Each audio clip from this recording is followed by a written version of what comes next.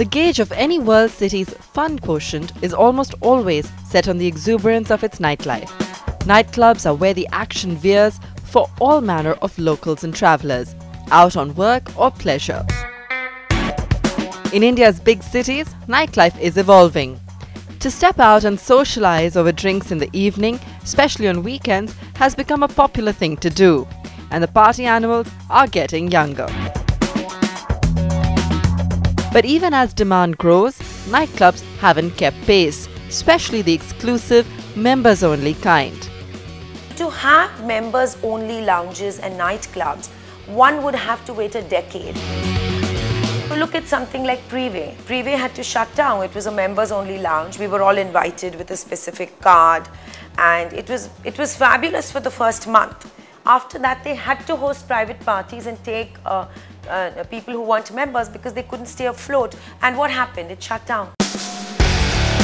Members-only nightclubs are hot properties in world cities, catering to a niche clientele that wants to keep it exclusive. India has but a handful of them. LAP, set up by actor Arjun Rampal in Delhi, is one. It has the capital's jet set in party mode. I think when you have a members-only nightclub, it's limiting in a tremendous manner. I don't think that will work, personally, because you need a certain number of people to make a nice evening. When you limit it to those many people, it obviously becomes way too predictable for somebody to experience. You have the same set of people, then they expect a certain way. You would have a varied mix of experiences if you allowed more than just members. Especially in a city in Mumbai, where a lot of transient people tend to come to your restaurants and bars. The argument is that if high-end nightclubs in general are finding it tough to keep the business going, it's tougher still for the members-only variety. And the tight curfew time doesn't help in a city like Mumbai. The timing is a huge issue, and all the club owners will agree to that, because we've been trying to fight it, but nothing's come our way yet. And if you're not open till at least at 3 a.m., the purpose kind of falls. The business is going to be stagnant.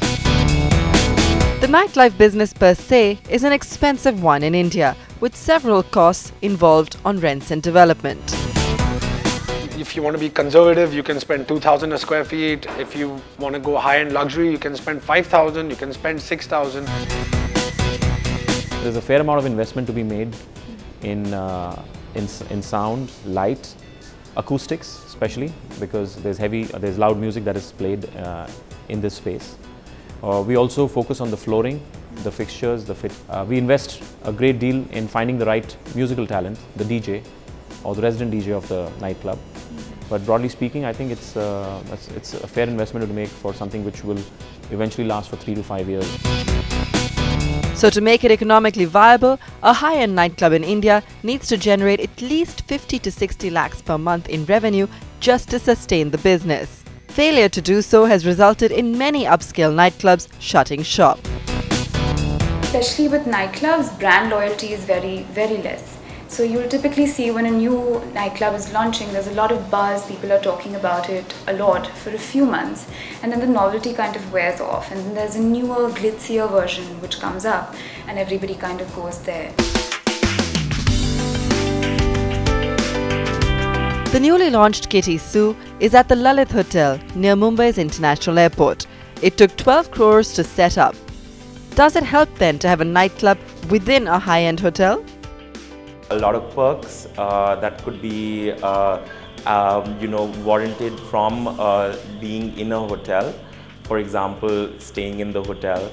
For example, the valet service, the taxi services, the concierge service, and as well as medical aid very quickly.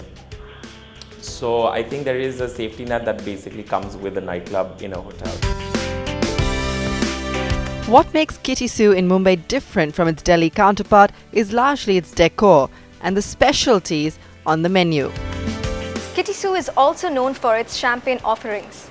Currently on the menu, there is the Dom, Piper Heidsieck and the Billikat Salmon Root. We had Drapier, which is one of the biggest champagne manufacturers and a champagne label.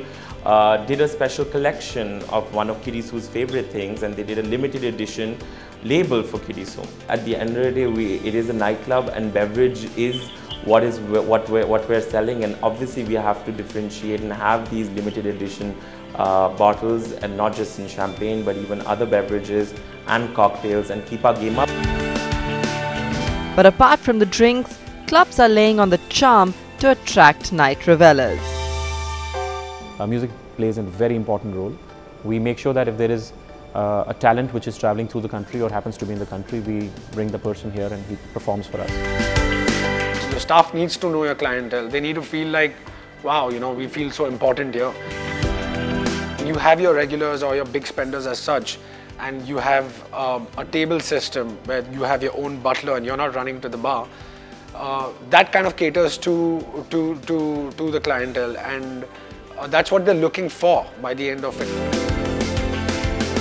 For me, privacy is a big thing, and a relaxed atmosphere in terms of design, as well as in terms of the entire look and feel of the place, the fragrance of the place. Everything adds to the sense of refinement, to the sense of you know, class, and that's what tantamounts to repose. Also nestled within the Lalit's nightclub is the list. The hotel claims it does a thorough profiling of guests before giving them membership. It is like a club within a club. That is the sort of model that would be able to sustain itself, because you do, even if let's say the members only part does not take off, it's still another club. And with the exclusive membership comes a set of perks. Nightclubs also have these exclusive areas that make their guests feel special and privileged. For example, the members of the list have the freedom of space and ability to enter the club without queuing up. They also have access to a private bar, and there is also a pick and drop facility. Furthermore, the members of list have access to a special door that allows them to step in and step out of the club hassle-free at any time. But all in all, does it make for a great nightlife to take on some of the world's wildest? For a nightclub owner, our lives are 2 years, 3 years, and I don't see any huge growth until something's done about the timing. And if it is, then sky's the limit. Nightclubs are upping their game. They are realizing that they need to reinvent themselves constantly.